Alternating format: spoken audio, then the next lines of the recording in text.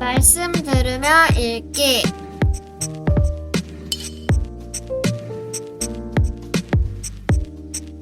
누가복음 23장 아가페 시일성경. 그들 모두가 일어나서 예수님을 빌라도 앞으로 끌고 갔습니다. 그리고 예수님을 고소하였습니다. 이 사람은 백성들을 미혹시키고 가이사에게 세금을 바치지 못하게 했으며 자기가 그리스도 곧 왕이라고 주장합니다. 빌라도가 예수님께 물었습니다. 당신이 유대인의 왕이요? 예수님께서 대답하셨습니다. 내가 말한 대로이다. 빌라도가 대제사장들과 군중들에게 말했습니다. 나는 이 사람에게서 아무 죄도 찾지 못하겠소. 그러나 사람들은 계속해서 주장했습니다. 이 사람이 갈릴리에서부터 시작해서 온 유대를 돌아다니고 이곳까지 와서 백성들을 선동하고 있습니다. 빌라도가 이 말을 듣고 예수님이 갈릴리 사람인지 물었습니다. 예수님이 헤롯의 관할 지역 아래에 있다는 것을 알고 예수님을 헤롯에게로 보냈습니다. 당시 헤롯은 예루살렘에 와 있었습니다. 헤롯은 예수님을 보고 매우 기뻐하였습니다. 그는 오래전부터 예수님에 대해 듣고 예수님을 한번 만나보기를 원했습니다. 헤롯은 예수님께서 기적을 행하는 모습을 보고 싶어 하였습니다. 헤롯이 예수님께 여러 가지 말로 질문을 했지만 예수님은 한마디도 대답하시지 않았습니다. 대제사장들과 율법학자들은 곁에 서서 예수님을 강력하게 고소하였습니다. 헤롯은 군사들과 함께 예수님을 경멸하였습니다. 그리고 화려한 옷을 입히고 조롱한 후 다시 빌라도에게로 보냈습니다.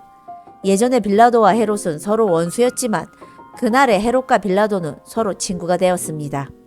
빌라도가 대제사장들과 지도자들과 백성들을 불렀습니다. 그리고 말했습니다. 너희는 이 사람이 백성을 반역하도록 부추긴다고 하여 내게로 데리고 왔다. 그러나 너희 앞에서 조사를 해보니 너희가 이 사람에 대하여 고소한 죄목을 찾을 수 없었다. 또한 헤롯도 아무런 잘못을 찾아낼 수 없어 그를 다시 우리에게로 보냈다. 이 사람은 죽어야만 될 어떤 잘못도 행하지 않았다. 그러니 나는 그를 매질해서 풀어주겠다. 그러자 사람들이 함께 소리를 지르며 말했습니다. 그 사람을 죽이시오! 우리에게 바라바를 풀어주시오! 바라바는 성에서 폭동을 일으켰기 때문에 감옥에 갇힌 사람입니다. 그는 또 살인죄도 지었습니다. 빌라도는 예수님을 풀어주려고 사람들에게 다시 말했습니다. 사람들은 더욱 크게 소리질렀습니다. 십자가에 못 박으시오! 그를 십자가에 못 박으시오! 빌라도가 세 번째 물었습니다. 무슨 까닭이냐? 이 사람이 도대체 무슨 악한 일을 저질렀느냐? 나는 이 사람에게서 죽을 죄를 찾지 못했다. 따라서 매질만 하고 풀어주겠다. 이 말을 들은 사람들은 뜻을 굽히지 않고 계속해서 큰 소리로 예수님을 십자가에 못 박으라고 요구했습니다. 결국 빌라도는 사람들의 요구대로 하기로 결정하였습니다. 사람들이 원했던 대로 폭동과 살인죄로 감옥에 갇혀 있는 바라바를 풀어주고 예수님을 죽이라고 넘겨주었습니다. 예수님을 끌고 갈 때 시골에서 오던 구르네 출신 시몬을 붙잡아 예수님의 십자가를 지고 따라가게 하였습니다. 많은 사람들이 예수님을 따라갔습니다. 그 중에는 슬퍼하며 우는 여자들도 있었습니다. 예수님께서 뒤를 돌아보시고 그들에게 말씀하셨습니다. 예루살렘의 딸들아, 나를 위해 울지 말고 너희 자신과 자녀들을 위해 울어라. 보아라, 자녀를 낳지 못한 사람들, 곧 아기를 낳지 못한 배와 젖을 먹인 적이 없는 가슴이 복이 있다고 말할 때가 올 것이다. 그때 사람들이 산을 향하여 우리 위에 떨어져라 고 말할 것이며 언덕을 향하여 우리를 덮으라 고 말할 것이다. 나무가 푸를 때에도 이렇게 말한다면 나무가 마른 때에는 어떤 일이 일어나겠느냐? 다른 2명의 죄수도 예수님과 함께 사형 판결을 받았습니다. 해골이라 불리는 장소에 와서 사람들이 예수님과 다른 죄수들을 십자가에 못 박았습니다. 한 사람은 예수님 오른쪽에 또 하나는 왼쪽에 매달렸습니다. 예수님께서 말씀하셨습니다. 아버지, 저 사람들을 용서하여 주소서. 저들은 자기들이 하고 있는 일을 알지 못합니다. 사람들이 제비를 뽑아 누가 예수님의 옷을 차지할지 결정하였습니다. 사람들은 곁에 서서 바라보았습니다. 유대 지도자들이 예수님을 비웃으며 말하였습니다. 이 사람이 다른 사람들을 구원했다. 만일 이 자가 하나님의 택하신 자인 그리스도라면 자신을 구원하리라. 군인들도 예수님께 나와 조롱하였습니다. 예수님께 신 포도주를 주고 만일 내가 유대인의 왕이라면 너 자신을 구원하여라 하고 말했습니다. 예수님 위에 유대인의 왕이라고 제목이 쓰여 있었습니다. 예수님과 함께 십자가에 달린 죄수들 가운데 하나가 예수님을 욕하며 말했습니다. 내가 그리스도가 아니냐? 네 자신과 우리를 구원하여라. 그러나 다른 죄수가 그를 꾸짖으며 말했습니다. 너도 같은 벌을 받았으면서 하나님을 두려워하지 않느냐?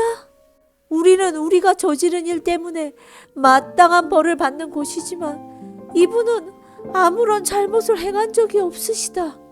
그리고 예수님께 말했습니다. 예수님, 주께서 주님의 나라에 들어가실 때 저를 기억해 주십시오. 예수님께서 그에게 말씀하셨습니다. 내가 진정으로 내게 말한다. 오늘 내가 나와 함께 낙원에 있을 것이다.